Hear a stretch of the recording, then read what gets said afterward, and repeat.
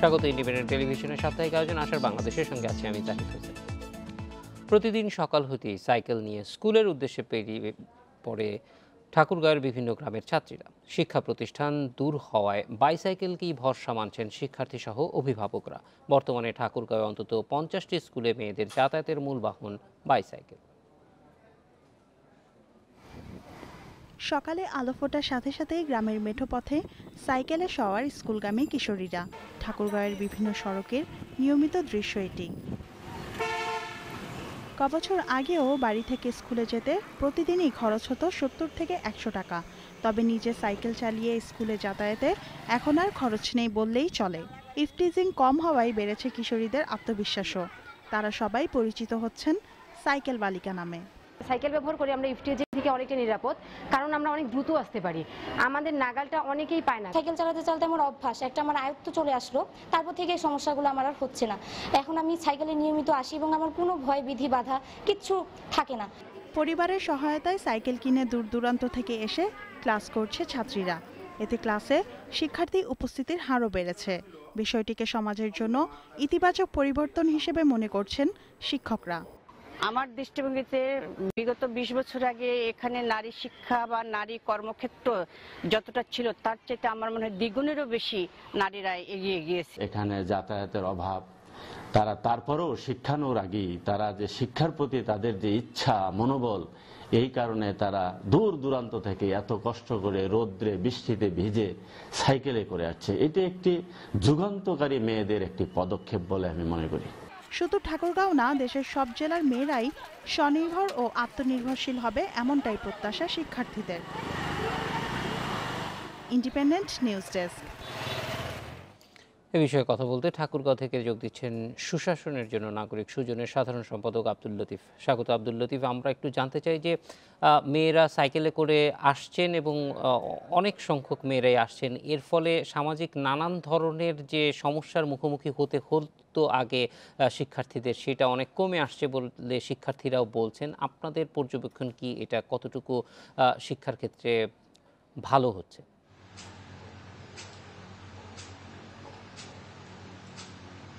আসলে বেশ কয়েক বছর আগে এই জিনিসটাই কল্পনাও করে যেত না যে মেয়েরা সাইকেলে করে স্কুল কলেজে আসবে, কিন্তু এখন যেভাবে স্কুল কলেজে তারা সাইকেলে করে আসছে, এটা গ্রামের লোকজন থেকে শুরু করে সবাই খুব স্বাভাবিক দৃষ্টিতেই এটা দেখছে। এবং তাদের গার্জিয়ানরা, পিতামাতারাও তাদের মেয়েদের যখন স্কুলে ভর্তি করে দিচ্ছে, তখন অন্যান্য খরচের সাথে একটা সাইকেল কিনে দেওয়ার চিন্তাও তাদের মধ্যে ঢুকে গেছে। এবং স্কুলে ভর্তি হলেই তাকে একটি সাইকেল কিনে দেওয়া হচ্ছে এবং 2 কিলোমিটার 3 কিলোমিটার যত দূরেই স্কুলটা হোক না কেন, তারা সবাই দল বেঁধে প্রতিদিন স্কুলে যায়, কলেজে যায়। এবং স্কুল এবং কলেজ কর্তৃপক্ষ একটা সাইকেল স্ট্যান্ডও স্কুলে এবং কলেজে মেয়েদের সাইকেল স্ট্যান্ডও করে দিয়েছে, এবং এটা এখন খুবই স্বাভাবিক একটি ব্যাপার হয়ে দাঁড়িয়েছে। অনেক সময় দেখা যায় যে সাইকেল ব্যবহার করা নিয়ে অনেক সময় সমাজে নানান রকমের অবস্থা তৈরি হয় এবং বিশেষ করে মেয়েরা সাইকেল ব্যবহার করবে সেটা ঠিকভাবে দেখা হতো না। এই ট্যাবুটা ভাঙা শুরু হয়েছে কতটুকু?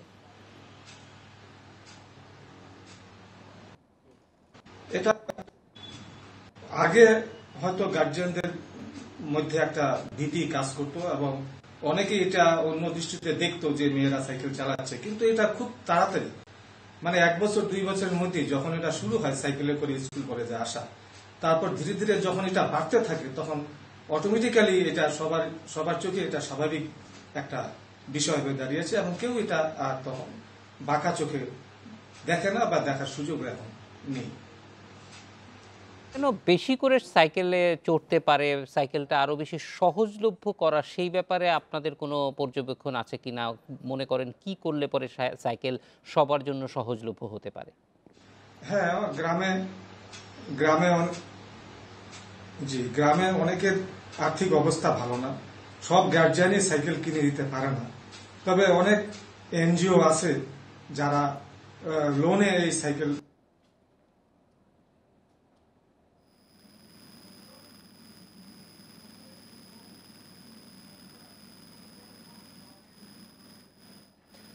আব্দুল লতিফ, অনেক ধন্যবাদ আমাদের সঙ্গে যোগ দেওয়ার জন্য। আমরা চলে যাচ্ছি রাজধানীর মানিক মিয়া এভিনিউতে, সেখানে চলছে আলপনা আঁকা। এই বিষয়ে বিস্তারিত জানাতে যোগ দিচ্ছেন সহকর্মী হাসান মিসবাহ।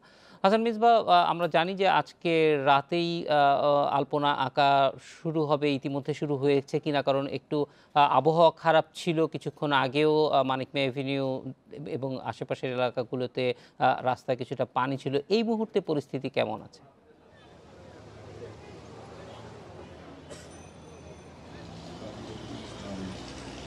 রাজধানীর মানিক মিয়া এভিনিউয়ে প্রতি বছরের মতো এবারও আলপনা উৎসবের আয়োজন করা হয়েছে।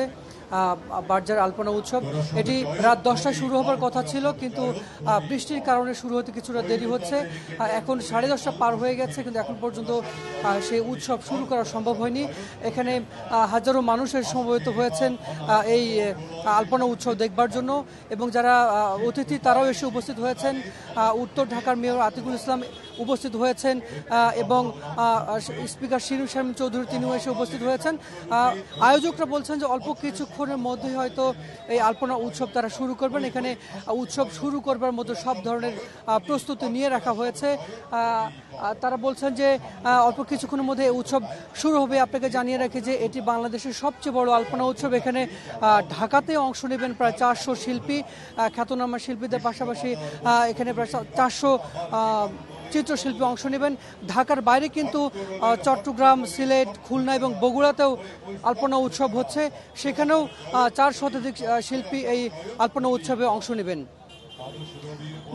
এই রাজধানীতে যে আলপনা উৎসব হচ্ছে এটি প্রায় 3 লক্ষ বর্গফুট জায়গার ব্যাপ্তিতে এই আলপনা উৎসব শুরু হবে অল্প কিছুক্ষণের মধ্যে। আমরা আলপনা উৎসব শুরু হওয়ার পরে হয়তো সেটি আবার দেখাতে পারবো। হাসান মিসবাহ, যেটি মূল সমস্যা 10টায় শুরু হওয়ার কথা থাকলেও শুরু হতে পারেনি কারণ আবহাওয়া খারাপ ছিল, রাস্তাটা আলপনা আঁকার উপযোগী করবার জন্য কি ধরনের ব্যবস্থা নেওয়া হচ্ছে? কারণ এবং একই সঙ্গে এই উৎসবটি আলপনা আঁকা এবং পাশাপাশি নিশ্চয়ই আরও কিছু ব্যবস্থা থাকছে যাতে সেখানে যারা আসছেন বিপুল সংখ্যক মানুষ তাদেরকে সারা রাত এন্টারটেইন করার ব্যাপারে।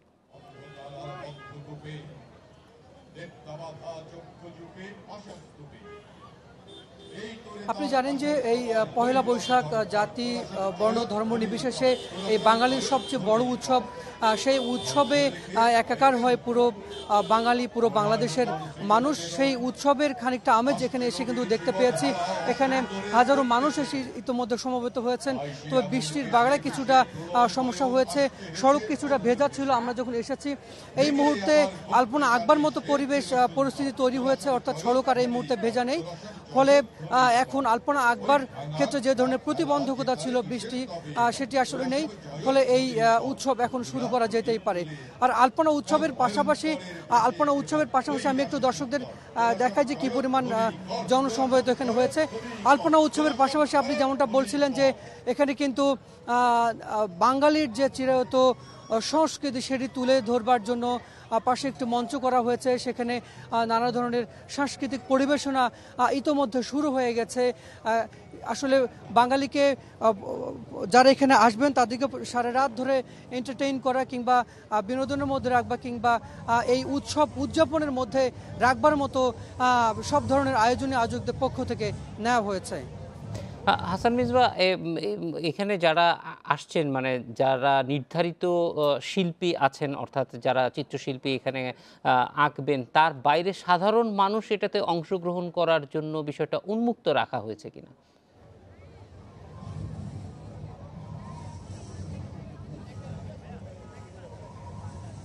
এখানে যারা আঁকবেন তাদের 400 ঢাকায় 3 লক্ষ বর্গফুট জায়গা ধরে আলপনা আঁকা হবে, যেটিকে বলা হচ্ছে যে বাংলাদেশের মধ্যে সবচেয়ে বড় আলপনা। এখানে নির্ধারিত শিল্পীদেরই আঁকবার কথা, এর বাইরে সাধারণ মানুষ আঁকবে কিনা সেটি এখনও আয়োজকদের পক্ষ থেকে আমাদের স্পষ্ট করে বলা হয়নি। তবে যারা এখানে চিত্রশিল্পী আছেন 400 জনকে নির্ধারণ করা হয়েছে। এখন পর্যন্ত আমরা জানি যে তারাই শুধুমাত্র এই আলপনায় অংশ নেবেন। হাসান মিসবাহ, অনেক ধন্যবাদ আমাদের সঙ্গে যোগ দেওয়ার জন্য। বৈশাখে রমনার বটমূলে বর্ষবরণ ও মঙ্গল শোভাযাত্রার পরিচিতি আজ বিশ্বজুড়ে। বিশ্বায়নের এই যুগেও বাঙালি গৃহকোণে কদর হারায়নি আবহমান খাবার, তৈজস বা পরিচ্ছদে। পরিবর্তিত সামাজিক ও রাজনৈতিক বাস্তবতার প্রেক্ষাপট বদলালেও একে সংস্কৃতির স্বাভাবিক প্রবাহমানতা বলেই মনে করছেন বিশ্লেষকেরা। বিশ্বায়নের এই যুগে প্রাত্যহিক জীবনে বাঙালিয়ানা ম্রিয়মাণ হয়ে এলেও রমনার বটমূলে বর্ষবরণ এখন প্রতীক। আইয়ুব খানের আমলে বাঙালি সংস্কৃতির উপর পাকিস্তানি সামরিক যাত্রার আগ্রাসনে নিষিদ্ধ হয় রবীন্দ্রসঙ্গীত। এর প্রতিবাদেই এ আয়োজন শুরু করে ছায়ানট। এখন তা ছড়িয়ে পড়েছে সারা দেশে।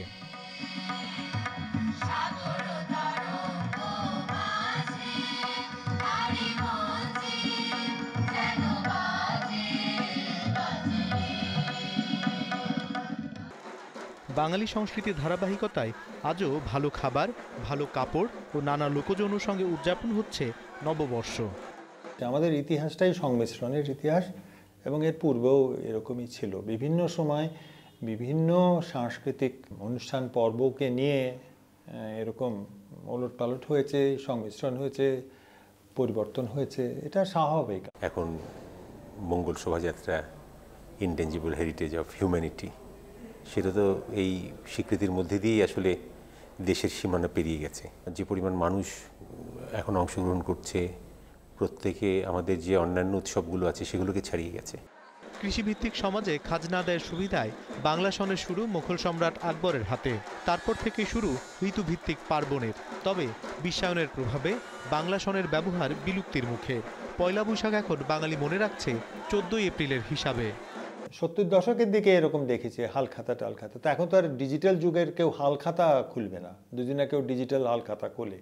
অতএব এটা মিলিয়ে যাওয়াটাই স্বাভাবিক। মিলিয়ে না গিয়ে যেটা আছে সেটা হলো একটা সাংস্কৃতিক একটা উৎসবের একটা বিষয়। আমাদের লোকশিল্পের সেই সমস্ত হারিয়ে যাওয়ার মুখোমুখি হয়ে গেছে যে জিনিসগুলো, সেগুলোকে আমরা অনেক বড় আকারে একই রকম জিনিস তৈরি করে আমরা জনসম্মুখে নিয়ে আসি। জিনিসগুলোকে যখন বড় করে রাস্তায় নামানো হয়েছে, সাধারণ মানুষ কিন্তু সাংঘাতিকভাবে সেগুলোকে গ্রহণ করেছে। এমনকি এই শিল্পীরা এখন আমাদেরকে বলছে যে আগে যে জিনিসটা বিক্রি করতে পারতাম না, এখন লোকেরা কিন্তু মেলায় সেগুলো দেখলে প্রচুর পরিমাণে কিনে নিয়ে যায়। পয়লা বৈশাখী এখন বাঙালির সবচেয়ে বড় অসাম্প্রদায়িক সাংস্কৃতিক উৎসব। অর্থনৈতিক স্বনির্ভরতার পাশাপাশি আত্মমর্যাদা যত বাড়ছে, বৈশাখ উদযাপনও বর্ণাঢ্য হচ্ছে ততই।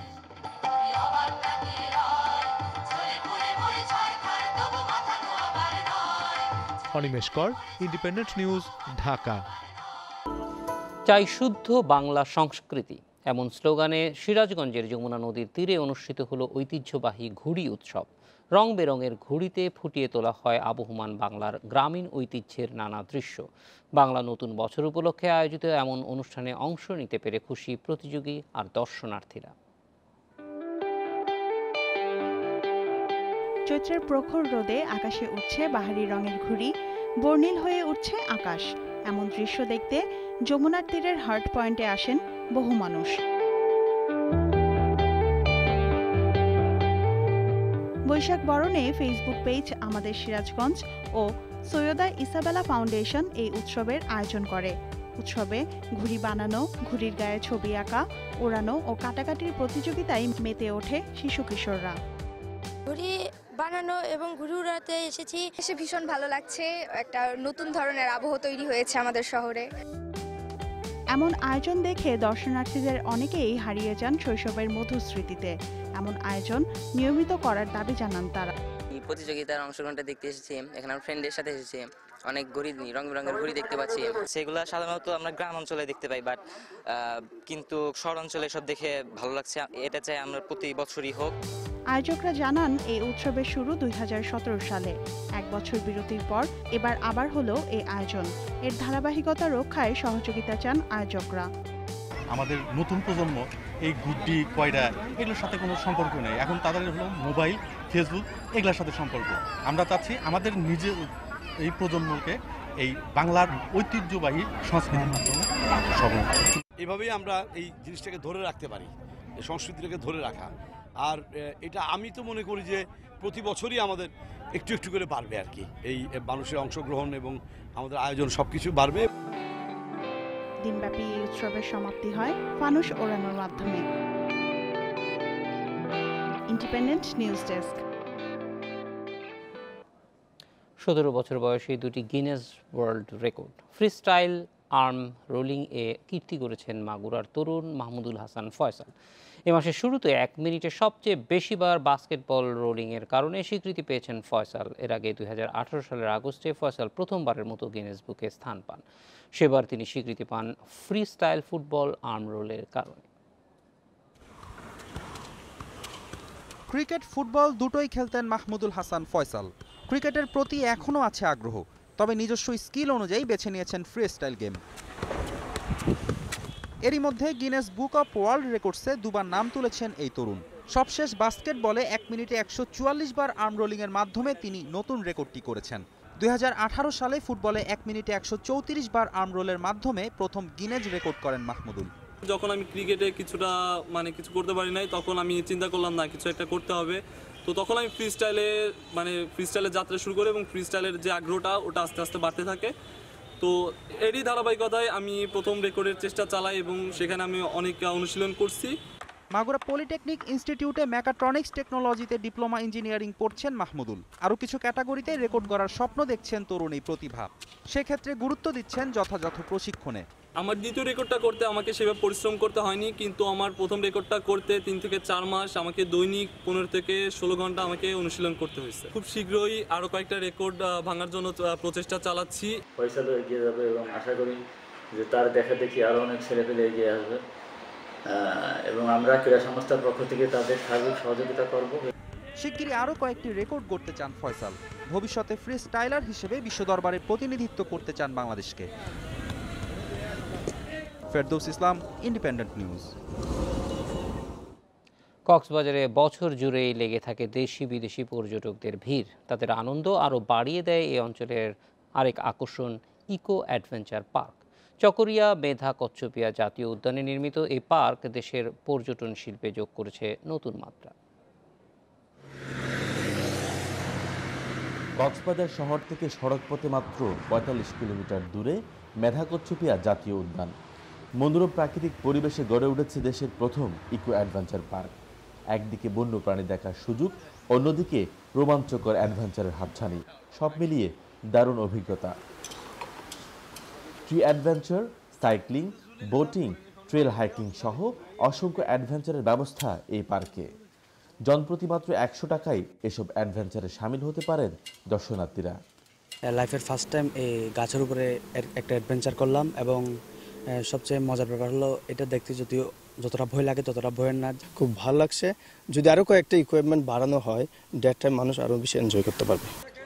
কেবল দিনব্যাপী অ্যাডভেঞ্চার নয়, মনোরম এই পরিবেশে রয়েছে রাত কাটানোর ব্যবস্থাও।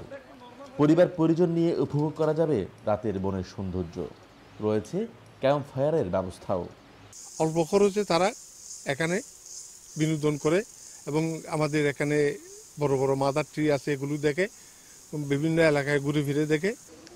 পর্যটক আকর্ষণে মেধা কচ্ছপিয়া জাতীয় উদ্যান সহ এই অঞ্চলের অন্যান্য পর্যটন কেন্দ্রগুলোর উন্নয়নে কাজ করার কথা জানালেন জেলা প্রশাসক। আমরা সরকারি পর্যায়ে যদি কোনো কিছু করা সম্ভব হয় নিশ্চয়ই সেখানে করব, না হলে বেসরকারি বিনিয়োগকারী যারা আছে তাদেরকে উৎসাহিত করার জন্য তাদেরকে আমরা প্রমোট করব। আমরা চাই যে কক্সবাজারে এসে মানুষ যেন 1 সপ্তাহ ধরে এখানে ঘুরে ফিরে বেরিয়ে যেতে পারে। 1700 হেক্টর বনভূমিতে গড়ে ওঠা দেশের প্রথম ইকো অ্যাডভেঞ্চার পার্কের যাত্রা শুরু হয় গত বছরের মার্চে। সপ্তাহে 7 দিনই খোলা থাকে এই ইকো পার্ক। তৌফিকুল ইসলাম, ইন্ডিপেন্ডেন্ট নিউজ, কক্সবাজার। এই ছিল আজকের আশার বাংলাদেশে। আমন্ত্রণ আমাদের পরের আয়োজনে।